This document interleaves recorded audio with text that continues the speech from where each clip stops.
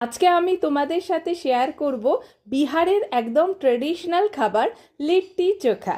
তো বাইরে থেকে যেমন হবে এটা ক্রিস্পি, ভেতরে তেমনি থাকবে মশলাদার ছাতুতে ভরা, আর ঘিয়ের একটা দারুণ ফ্লেভার এর মধ্যে থাকে।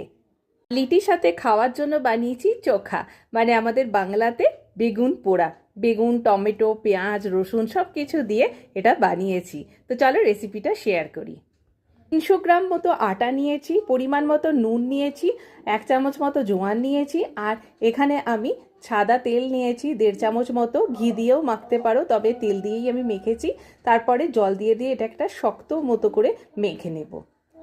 স্টাফিংটা রেডি করব, তো তার জন্য আমি এখানে 2 কাপ মতো ছাতু নিয়েছি, পরিমাণ মতো নুন নিয়েছি, একটু কালো জিরে নিয়েছি, আদার একটু পেস্ট নিয়েছি এই 1/2 চামচেরও একটু কম, পেঁয়াজ কুচি নিয়েছি, একটুখানি ধনেপাতা নিয়েছি, তারপরে একটু লেবুর রস নিয়েছি, আর 1 চামচ মতো আমি এখানে আচারের যে তেল মশলা সেটা নিয়েছি, মশলাটা আর কি নিয়েছি, আর সর্ষের তেল নিয়েছি 1 চামচ মতো। তারপর দেখো এরকম ঠিক বাইন্ডিং হবে সেরকম মতো করে মেখে নিয়েছি, হালকা জল ছিটিয়ে নিয়ে।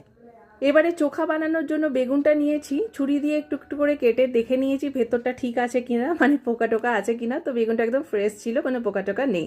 এবারে এরকম সাইডগুলো একটু একটু করে কেটে নিয়ে আমি এখানে রসুন আর লঙ্কাটাকে ঢুকিয়ে দিয়েছি। এবার একটা টমেটোও নিয়েছি আর একটা পেঁয়াজ নিয়েছি, এগুলোকেও কিন্তু আগুনে আমি সেঁকে নেব। তো ঠিক এইভাবে দেখো দিয়ে দিয়েছি, এভাবে এপিট ওপিট ভালো করে নিয়ে এগুলোকে পুড়িয়ে নেব।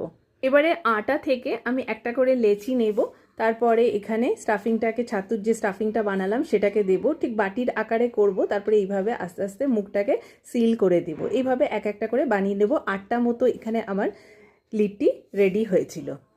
কড়াই বসিয়ে দিয়েছি, এখানে 1.5 চামচ মতো ঘি দিয়েছি। তারপরে আমি এই লিটিগুলো দিয়ে দেবো একবারে। তো এইভাবে দিয়ে একটু ঢাকা দিয়ে আবার উপর থেকে একটু করে ঘি দিয়ে দেবো।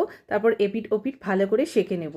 সাইডগুলোকেও কিন্তু ভালো করে সেঁকে নেব, যাতে কোথাও কাঁচা না থাকে। ঠিক এইরকমভাবে দাঁড় করিয়ে করে একটাকে আমি কিন্তু ভালো করে সেঁকে নেব, চারিদিকটা যেন ভালোভাবে সেঁকে যায়। তো এইভাবে রেডি করে নেব। এদিকে দেখো বেগুনটাও পুড়ে গেছে, বেগুন, টমেটো, পেঁয়াজ ওগুলোও রেডি হয়ে গেছে।